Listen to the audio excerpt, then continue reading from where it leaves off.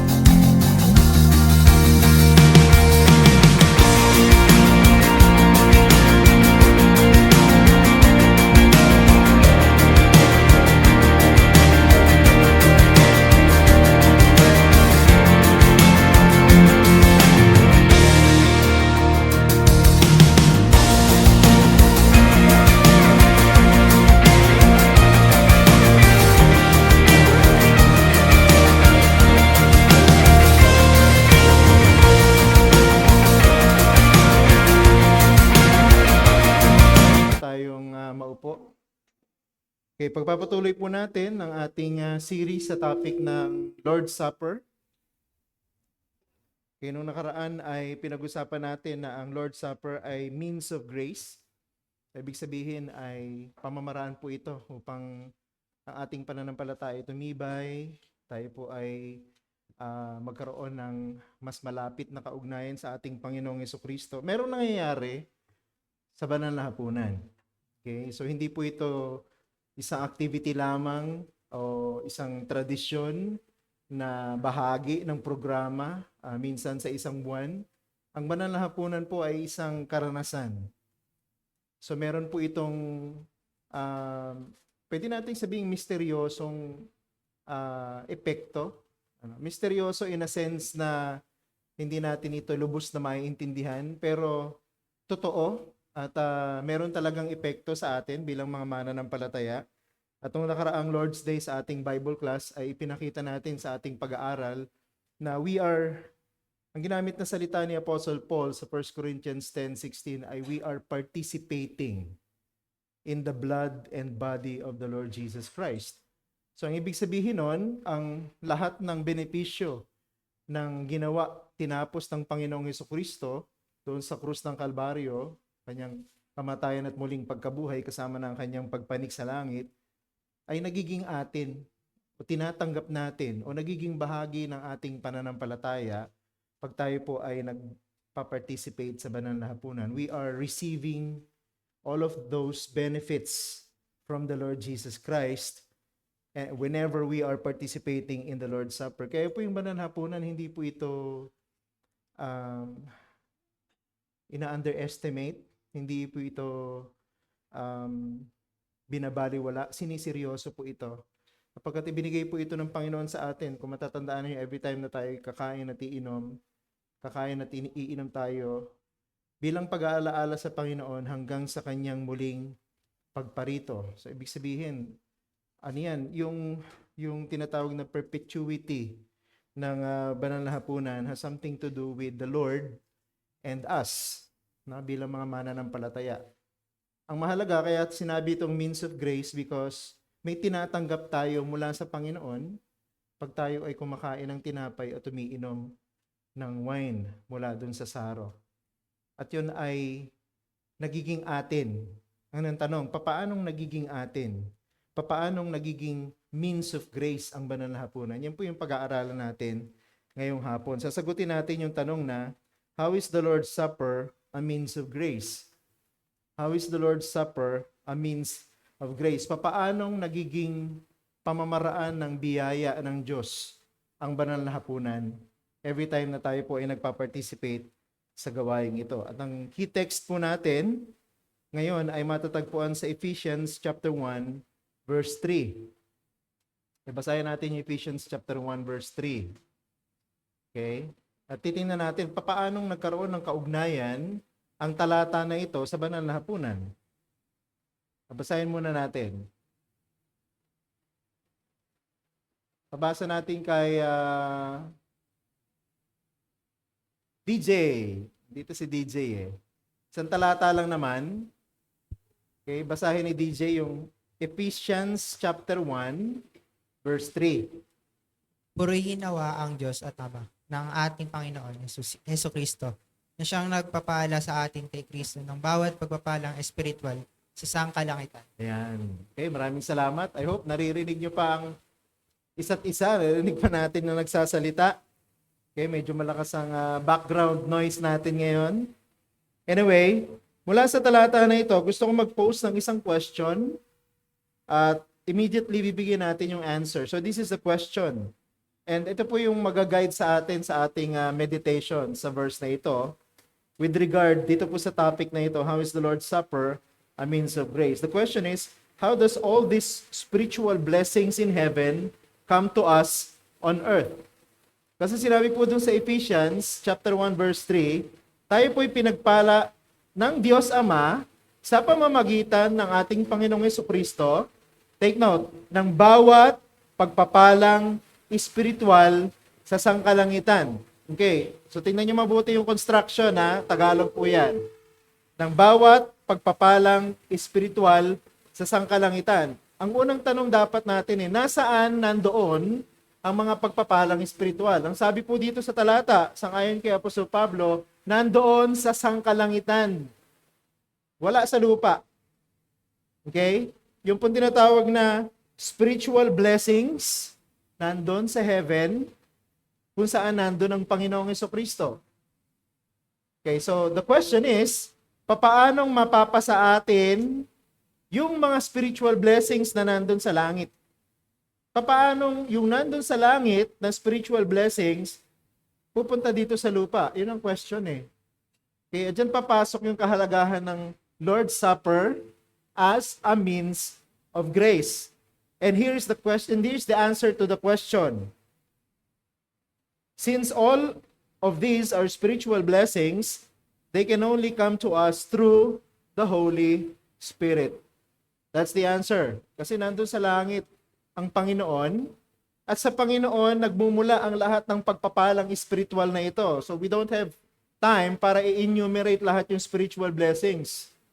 Pero lahat ng spiritual blessings na yon ay atin because of our union with Christ, yung ating kaugnayan sa Panginoong Jesucristo. At lahat ng spiritual blessings na yon ay resulta ng kanyang ginawa sa krus. Actually, hindi lang sa krus. Lahat ng ginawa ng Panginoon nung siya ipinanganak, nung siya nabuhay na walang kasalanan, nung siya nagdusa, namatay sa krus, inilibing, at muling nabuhay at pumanit sa langit, lahat ng benefits na na-accomplish ng Panginoon all throughout His ministry and life ay nandun sa langit sapagkat nandun siya. Pero, nagiging atin. Papaano? Sa pamamagitan ng ministry ng Holy Spirit. So dito natin makikita na hindi totoo yung paratang sa mga Reformed na wala tayong pagmamahal sa ministry ng Holy Spirit. Sapagkat ang laging emphasis daw natin ay Father and the Son. Hindi po totoo yun, ano? Kapagkat kung meron man pong evangelical ang talagang entirely Trinitarian, yan po ay mga Reformed. Tayo. At naniniwala tayo na ang gawain ng Ama at ang gawain ng Anak ay kasing halaga rin ang gawain ng Banal na Espiritu. At dito makikita natin yung ginawa ng Ama. Pag pinag-aralan mo, di ba, nagkaroon tayo ng short series sa Ephesians chapter 1, verses 3 to 14. At ang pinakita ko sa inyo na yung kaligtasan at ang lahat ng benepisyo ng kaligtasan na ito, pinlano ng Ama, sinakatuparan ng Anak, at ngayon ay ipinamumudmod o binabahagi ng Banal na Espiritu sa lahat ng mga mananampalataya. So they have equal ministries when it comes to the finished work of the Lord Jesus Christ. At dito, sa Banal na Hapunan, ang Banal na Espiritu ang siyang kumikilos para yung lahat ng benepisyo na galing sa Panginoon na nasa langit mapupunta sa atin at sa ating mga kaluluwa at sa ating mga pananampalataya dito sa lupa. At yan ang pag-aaralan natin ngayon. So note, the benefits of Christ's blood and body are spiritual blessings brought to souls by the Spirit of Christ. Kung matatandaan niyo, 1 Corinthians chapter 10 verse 16, ang sinabi doon, hindi ba't pakikisama o pakikibahagi ang ginamit sa ESV, participation in the body and blood of the Lord Jesus Christ. So, ibig sabihin, pag tayo kumakain ng tinapay, umiinom ng wine mula dun sa saro, meron tayong participation with the Lord.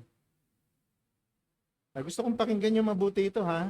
Kasi ito yung isa sa mga nami-miss ng marami pagdating sa celebration ng Lord's Supper. Sa iba kasi, sige, gawin na lang natin para nakagawian, para matapos na yung ating service. Pero hindi.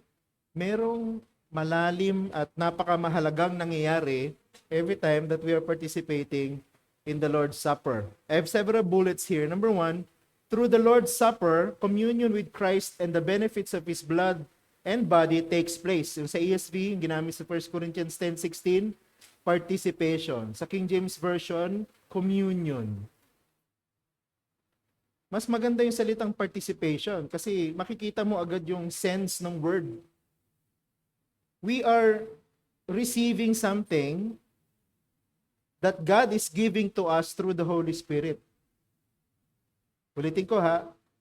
Participation means we are receiving something that God gives to us through the Holy Spirit. At yung tinatanggap natin na yon, yung lahat ng ginawa ni Jesus. Lahat. Think about everything na nag-spill over doon sa ginawa ni Jesus Christ. Adoption, justification, sanctification, lahat ng spiritual blessings na sa atin ngayon, tinatanggap natin at nare-renew sa atin every time we participate in the Lord's Supper. Kaya dapat yung pananampalataya natin lumalakas eh. Pag tayo naglo-Lord's Supper. Kaya sabi ko sa inyo, di ba, last time, dapat pag Lord's Supper, wag absent yung Christian. Bakit? Kasi we are receiving from the Lord. We are receiving something from heaven and it comes down to earth, transmitted to our souls through the power of the Holy Spirit.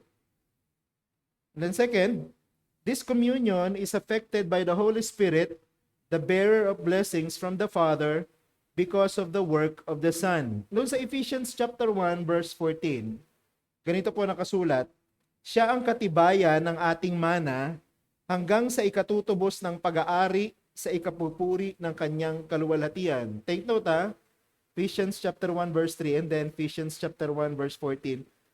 Magkakasama yan, magkakadugtong yan, di ba? In-explain ko sa inyo.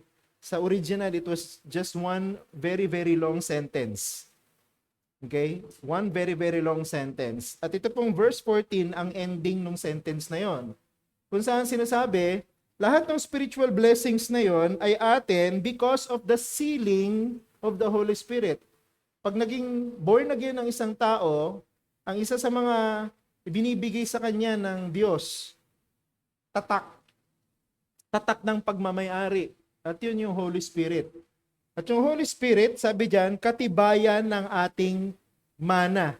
So, ibig sabihin, di ba, pag pinag-usapan natin yung mana, hindi mo naman tinatanggap yun hanggat buhay yung magulang. Di ba? Hinihintay natin mamatay yung magulang, then, kung meron siyang ginawang last will and testament, tsaka lang i-discuss ng kanyang abogado sa kanyang mga anak para sa paghahati-hati.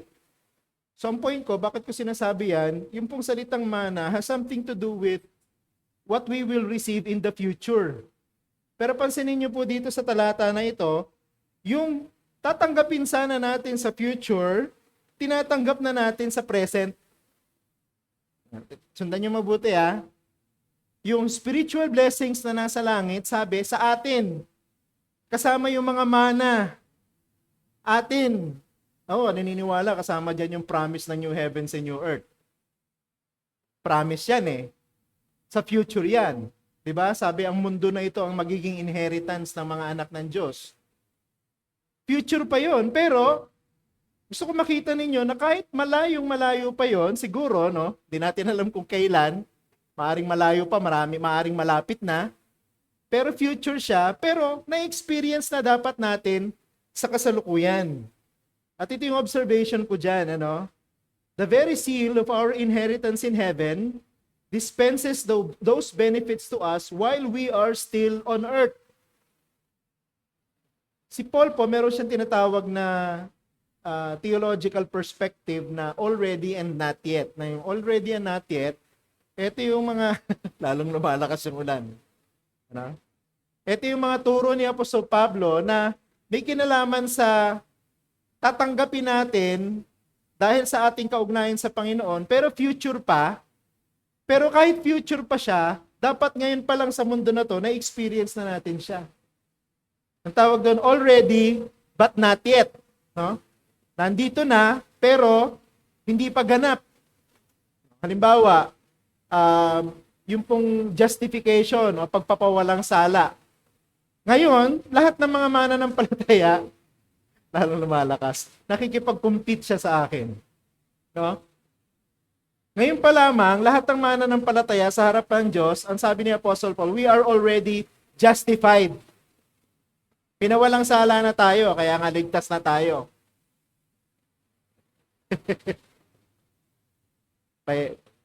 Ayan. Pag hindi ako nagsasalita, humihina siya. Okay? Pero, yung pong justification, magaganap pa yung completion nito pagbalik ng Panginoong Hesukristo. Kasi doon, sa panahon na yon, ay ipahahayag mismo ng Diyos na tayo ay pinawalang sala. Di ba merong huling paghukom? Pero ngayon pa lang, nandito tayo sa mundo, wala pa yung judgment day, we are already justified. Pero, pagdating ng judgment day, we will still be justified. And it will be a complete justification. So, yun po yung halimbawa ng already and not yet. Ganun po yung nangyayari sa atin sa banal na hapunan.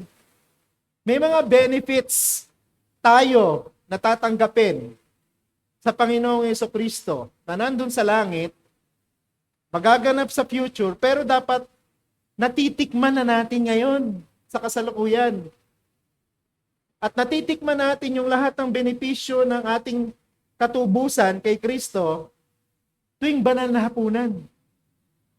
Sa pamamagitan ng ministeryo ng banal na Espiritu.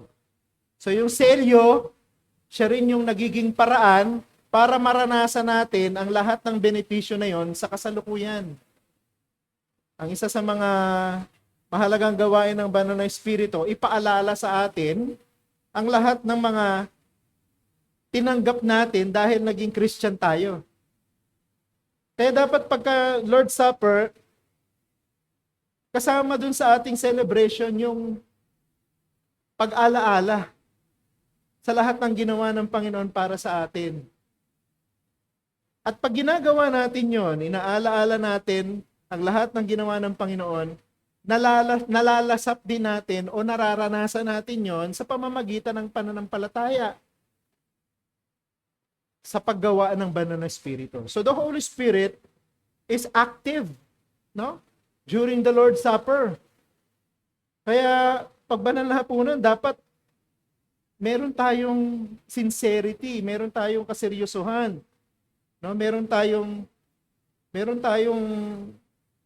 focus sa ating celebration, hindi yung kung saan-saan pumupunta yung isip natin. Okay? Because the Holy Spirit is doing something to our faith whenever we are participating in the Lord's Supper. Next bullet, Jesus is the mediator between God and man. Sabi sa 1 Timothy chapter 2, verse 5. Walang ibang tagapamagitan ang Diyos at ang tao maliban kay Hesukristo, sapagkat siya ay Diyos at taong totoo. 1 Timothy 2:5. So kung ang Panginoong Hesukristo ang namamagitan sa atin sa Diyos Ama, ang banal na Espiritu din ang namamagitan sa atin sa Panginoon. The Holy Spirit is the mediator between Christ in heaven and man on earth. Nakita mo? Nasusundan nyo? Ang banal na Espiritu ang namamagitan sa atin sa Panginoong Hesukristo. So ibig sabihin, merong in between Christ and us. Of course, hindi si Mary yun. Hindi yung mga saints yun. Okay? Hindi yung bagong pope yun. Ang namamagitan sa atin, sa Panginoong Hesukristo, ay walang iba kundi ang Diyos, Espiritu Santo. Wala nang iba. Sabi ni Sinclair Ferguson sa kanyang aklat, The Holy Spirit, in the supper, the Spirit comes to close the gap, as it were, between Christ in heaven and the believer on earth, and to give communion with the exalted Savior. Ganyan yung nangyayari pag Lord's Supper. Kino-close yung gap. Ibig sabihin, dahil ang Panginoong Hesukristo ay nasa langit at tayo nandito sa lupa, meron dapat maging pamamaraan para yung lahat ng na kay Kristo ay mapasa atin dito sa lupa. At ang pamamaraan na yon ay walang iba kundi ang banal na Espiritu. Kaya pag tayo nagbabanal na hapunan, kasama natin ang Panginoong Hesukristo sa pamamagitan ng banal na Espiritu. Kasi ang Panginoong Hesukristo nasa langit. Diba? May physical body siya ngayon. Nandun siya sa langit. Glorified body, but He is in heaven. Sabi sa Biblia, He will never come again on earth until the last day. So mananatili ang Panginoon sa langit. Pero kahit ang Panginoon nananatili sa langit, nakakasama natin siya sa lupa. At tinatanggap natin ang lahat ng kanyang mga merit. Alam niyo yung idea ng merit, no? Sa former religion, 'di ba? Nananalangin tayo sa mga santo, namamanata tayo, nagnonobena tayo. Bakit? Kasi naniniwala ang mga deboto na yung pong mga merit ng mga taong mabubuti na ito, ng mga santo, pwedeng mapasa atin. Yun ang paniniwala, di ba? Hiniram lang nila yon sa Biblia. Sapagkat ang totoo, meron tayong merit na tinatanggap, pero hindi galing sa mga santo, hindi galing kay Mary, hindi galing kay Joseph, hindi galing sa kung sino man, hindi galing kay San Isidro Labrador, o kung sino man, kundi galing sa Panginoong Jesucristo. Yung lahat ng merit na galing sa Panginoong Jesucristo, nagiging atin sa pamamagitan ng banal na Espiritu. Yun ang biblical na turo. At totoo, may tinatanggap tayo mula sa langit. Pero mula sa Panginoon at sa pamamagitan ng banal na Espiritu, yun yung nagmi-mediate sa atin. Yun yung in between Christ and the believers on earth. Nakita nyo yung mystery na nangyayari during the Lord's Supper. Everything that Christ owns and belongs to Him in heaven comes down to earth. And we receive them through the Holy Spirit. Kaya dapat pag natapos yung Lord's Supper, yung Christian refreshed, yung Christian nourished, yung Christian na busog, yung Christian na encourage, yung Christian na hamon, yung Christian lumakas. Dapat ganun yung epekto ng Lord's Supper sa atin. Kasi yun ang turo ng Biblia eh.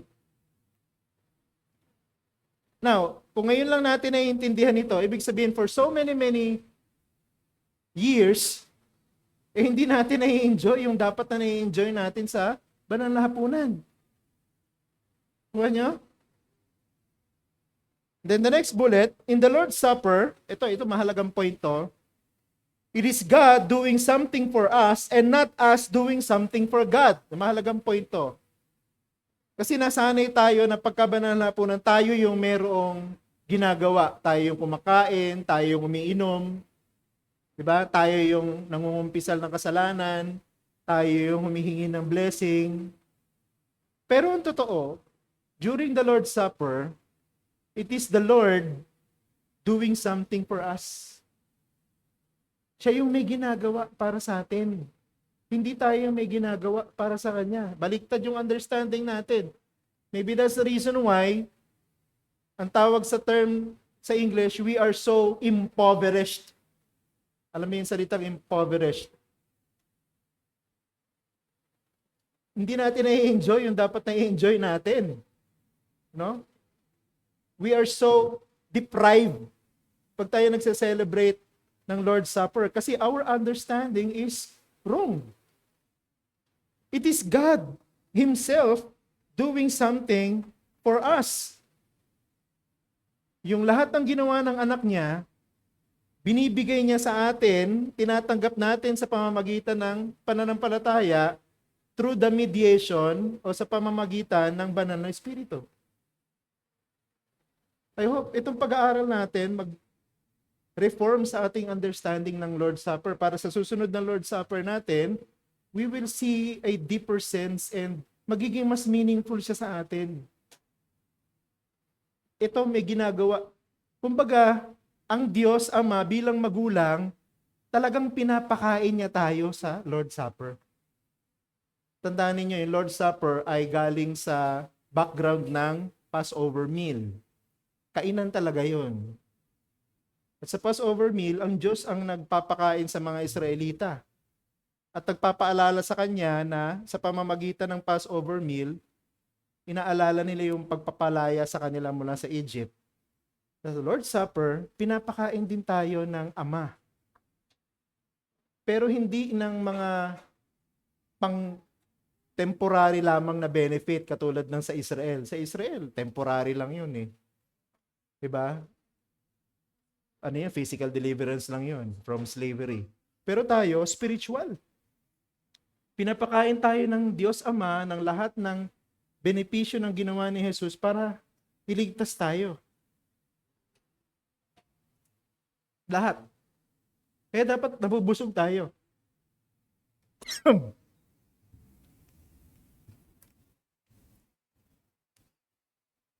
Sabi ni Herman Bavinck, si Herman Bavinck po ay isang theologian.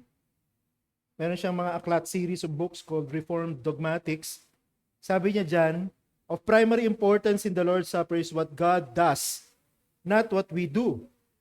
The Lord's Supper is above all a gift of God, a benefit of Christ, a means of communicating His grace. God is feeding us with grace. Biyaya. Pinapakain tayo. At ang Ama, when we talk about food and drinks in the Bible, pista. Kapag sinabing pista, sagana. Basahin sa Old Testament, hanggang dun sa Revelation, yung larawan ng pagkain kasama ng Diyos, pista. Ibig sabihin, nag-uumapaw sa pagkain, sobrang dami ng pagkain na talagang mabubusog tayo. Ganun yung sense nung God communicating grace to us. Dapat mabusog tayo sa ating pananampalataya sa Panginoong Jesucristo. Kaya dapat, every after Lord's Supper, we are better than we were used to be. So dapat, nag-i-improve yung faith natin. Hindi na katulad nung dati. Hindi na katulad ng faith natin kahapon. Dapat yung faith natin nag-i-improve. Nagmamature. Kaya dapat ang question sa atin, kamusta na yung faith ko ngayon? Kamusta na yung pananampalataya ko ngayon? Yung pananampalataya ko ba ay tumitibay, lumalalim? Ako ba ay mas nagiging faithful at masunurin sa Panginoon? Or mas lalo ako magiging disobedient sa Panginoon? Kasi alam ko naman ligtas ako, kahit suwayin ko ang Panginoon, magsisisi na lang ako. And then, that's bad theology. No? Hindi po dapat iniisip ng isang totoong Christian yon. Bakit? Kasi every time we participate in the Lord's Supper, and I will, at this point, inform you that I'm convinced that the Lord's Supper should be done every Lord's Day. Just imagine yung benefit natin. No? Kung every time we are participating in the Lord's Supper, we are being fed by God Himself. So every Sunday, we are being fed by God. So dapat, every Sunday, lumalakas tayo, tumitibay tayo, lumalalim yung faith natin. Bukod pa doon, meron pa tayong feeding ng Word of God, meron pa tayong prayer, may Lord's Supper pa tayo. Di ba? Ang daming means of grace, may fellowship pa tayo. Kaya wala tayong excuse na sabihin natin, pasensya ka na, Pastor, kaya mahina pa rin yung pananampalataya ko hanggang ngayon. Dapat hindi. Dapat hindi. Dapat ang pananampalataya mo, hindi man ganun kabilis ang kanyang pagtibay, hindi man ganun kabilis ang kanyang paglalim, dapat may progression, hindi yung stagnant. Nakuha niyo po? Kasi ang dami kasi nating paraan ng pagtanggap ng biyaya galing sa Diyos mula sa langit papunta dito sa lupa. Point. Grace from Christ in heaven is communicated to believers on the earth by the Holy Spirit through the Lord's Supper. This is how the Lord's Supper is a means of grace. Lahat po ng biyaya, benepisyo, merit ni Christ. Kapag siya ang ating Savior, siya ang ating Lord, are being communicated to us on earth by the Holy Spirit through the Lord's Supper. Kaya yung Lord's Supper means of grace. I hope naintindihan niyo to. This is highly theological, but it is very biblical and very practical.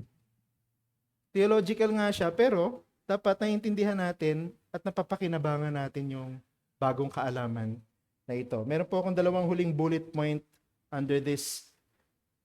Una, grace from Christ in heaven is communicated to believers on the earth by the Holy Spirit through the Lord's Supper.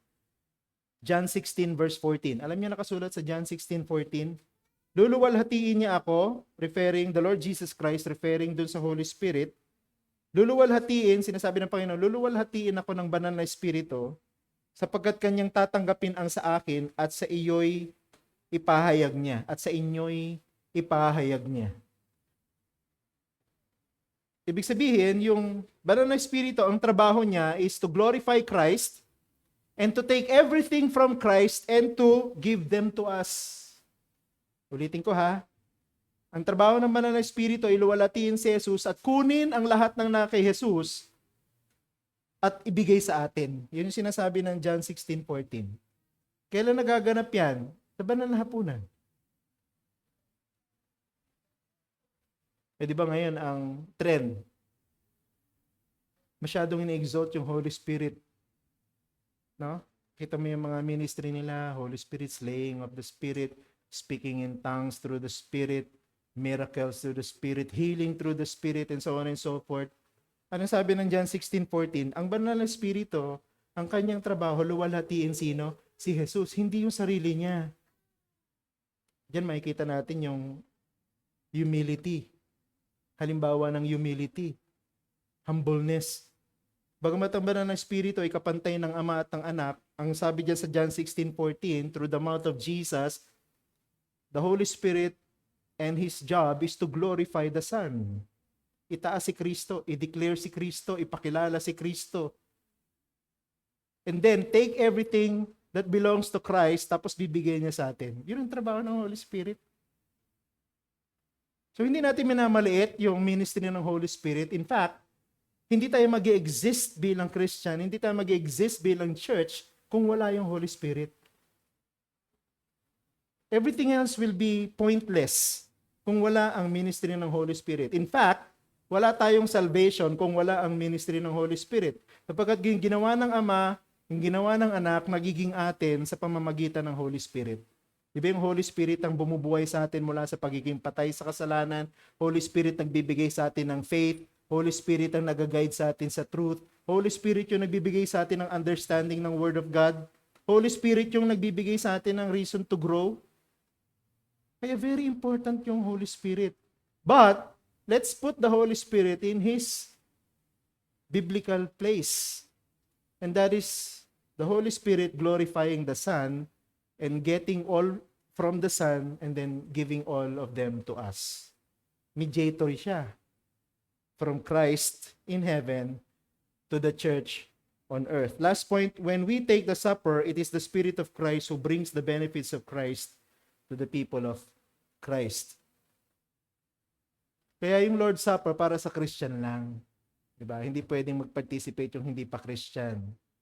Or hindi pa kinikilala ng church na Christian. Pag hindi ka pa Christian, there's no point in joining it. Kasi this is between the children of God and God. At kung ano yung nasa anak ng Diyos, binibigay sa atin sa pamamagitan ng Holy Spirit. Kita mo, Trinitarian pa din. Kahit yung Lord's Supper celebration natin, involve yung Trinity. At dapat ganun din yung ating understanding. Trinitarian yung ating understanding sa Lord's Supper because everything else that is connected sa atin bilang Christian as a church, Trinitarian. No? Involve ang Father, involve ang Son, involve ang Holy Spirit. And all of their ministries are equally important. Kung wala yung isa, hindi mag-exist yung isa. Okay? So, dyan po natin tatapusin yan, yung topic natin that the Lord's Supper is a means of grace through the Holy Spirit and His ministry to us. Meron ba kayong question?